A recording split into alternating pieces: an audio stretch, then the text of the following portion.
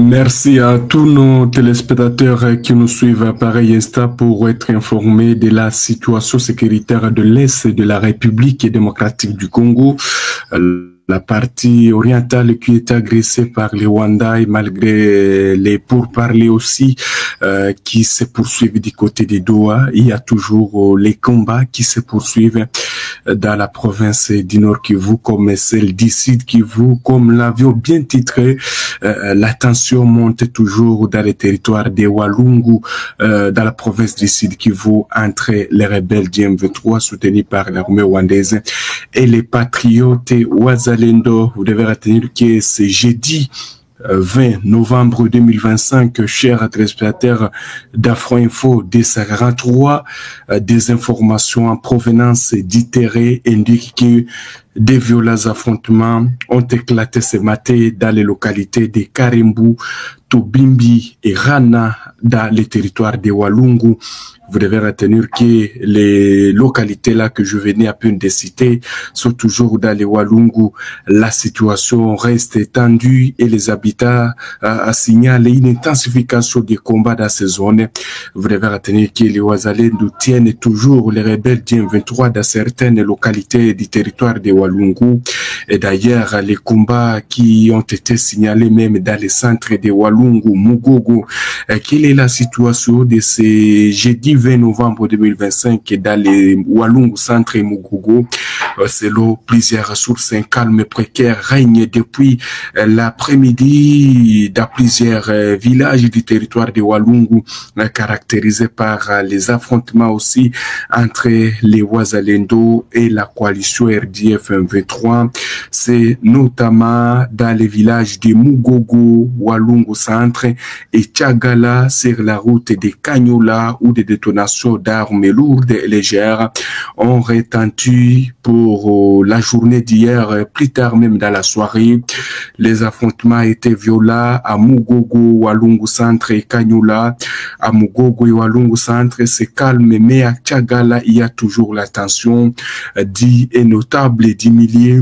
Vous devez retenir que les Wazalendo disent avoir récupéré quelques collines autour de Walungu centre, ce qui aggrave la situation puisque les rebelles du M23 continuent toujours à se renforcer en vue de déloger les Wazalendo sur certaines positions qu'ils ont récupérées hier mercredi 19 novembre 2025. Vous devez retenir que Walungu centre, les habitants sont terrés toujours au pas de circulation, les activités socio-économiques sont toujours paralysées suite à ces affrontements, suite à cette apparition des Wazalendo dans les centres. Et vous devez retenir qu'il y a eu des dégâts humains toujours au niveau de Tchagala et Kanyola, mais jusque-là, difficile de donner les bilans précis. Ajoute un notable. Vous devez retenir que ces affrontements ont perturbé, comme je l'ai évoqué, les activités scolaires et socio-économiques à Walungu, mais surtout la circulation sur la RN2 reliant la ville de Bukavu et Walungu et Mwenga. Pour l'instant, chers administrateurs d'Afro Info des 43, vous devez retenir qu'il n'y a pas toujours cette circulation entre les territoires de Walungu et Mwenga suite à ces affrontements qui opposent les patriotes Wazalendo à la coalition RDF M23 Twirwaneho Retabara. C'est ce que vous devez retenir de la situation du territoire de Walungu, alors que dans le nord Kivu aussi ça chauffe, dans les territoires de Rutshuru, l'avion bien titré aussi, les Wazalendo font face à la coalition RDF M23.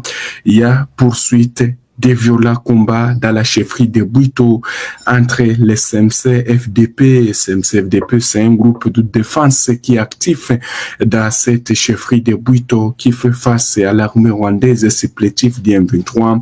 C'est jeudi 20 novembre dans le village de Kitunda, dans la chefferie de Bwito située dans le territoire de Rutshuru au nord Kivu. Des combats sont signalés depuis la matinée de ce jeudi 11, je voulais dire 20 novembre 2025. D'après des sources locales et en violation des accords, l'armée rwandaise et ses supplétifs du M23 ont attaqué plusieurs villages contrôlés par les patriotes Wazalendo dirigés par les généraux autoproclamés Dominique Ndaroute. Depuis le début de la semaine, cette escalade de violence aggrave la crise humanitaire dans la région. De nombreux déplacés se trouvent éparpillés, certains à Mouesso. C'est ce que nous apprenons à travers diverses sources, chers téléspectateurs d'Afro-Info des 43, puisque d'autres déplacés sont en train de se diriger vers Nyanzale. Les maisons des civils ont été incendiées par l'armée rwandaise et ses supplétifs du M23, tandis que des attaques ciblées sont toujours enregistrées dans les territoires de Rutshuru. Les rebelles sont pointés du doigt des pillages, des biais des populations toujours par cette armée étrangère rwandaise.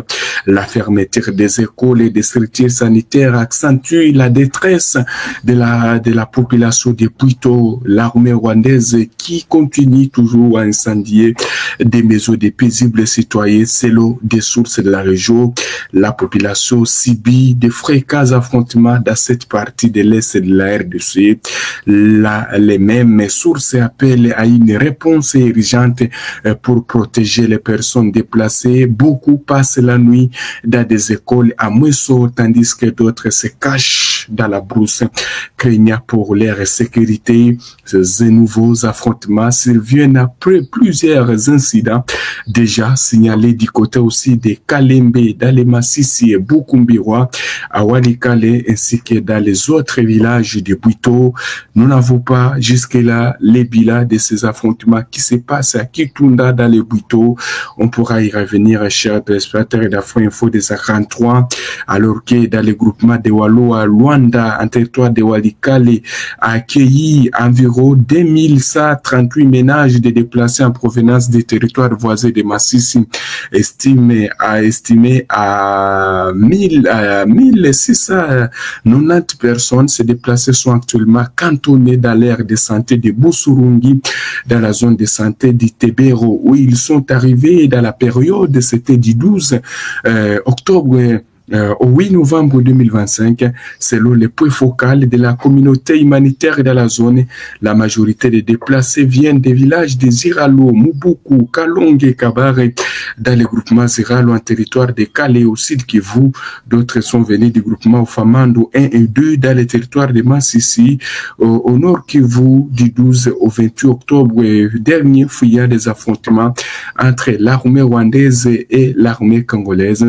Selon ces sources, ces déplacés sont répartis en familles d'accueil dans les aires de santé, notamment 376 à 187 ménages dans l'aire de santé de Kilambo, 98 ménages dans l'aire de santé de Busurungi, 176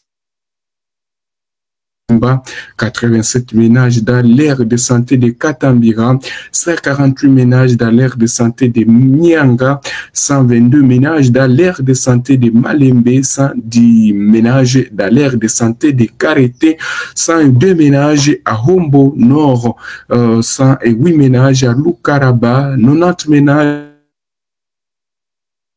et ainsi de suite. Vous devez retenir que cette journée du 20 novembre 2025 aussi, c'est une journée qui est dédiée aux enfants. On se rappelle, chers téléspectateurs d'Afro-Info de 43, 20 novembre 2025, journée mondiale des droits de l'enfant. Les enfants du Nord Kivu ont aussi droit à une vie décente. En ce jour dédié à la reconnaissance et à la défense des droits des enfants, nous exprimons notre vive préoccupation face aux multiples atteintes graves dont sont victimes les enfants du Nord Kivu suite à l'agression rwandaise, surtout dans les zones occupées. Les enfants sont victimes dans ce climat d'insécurité persistance des droits pourtant garantis par les lois de la République sont quotidiennement, en tout cas, basculés par cette entrée sur les territoires congolais de l'armée rwandaise. En tout cas, hommage à tous les enfants qui sont victimes de cette guerre d'agression de la République démocratique du Congo. Ce 20 novembre, faisons entendre la voix des enfants oubliés du Nord Kivu. Les protéger, c'est préserver l'avenir de notre nation. Merci beaucoup à tous nos téléspectateurs qui nous suivent dans les 26 provinces de la République démocratique du Congo. Nous saluons tous les Congolais qui nous suivent en Belgique et partout ailleurs. Vous êtes nombreux en France et d'autres villes du monde et pourquoi pas à Kinshasa, Lubumbashi. Merci beaucoup. Restez toujours connectés. Les informations continuent sur toutes nos plateformes. Nous sommes arrivés à la fin de cette édition.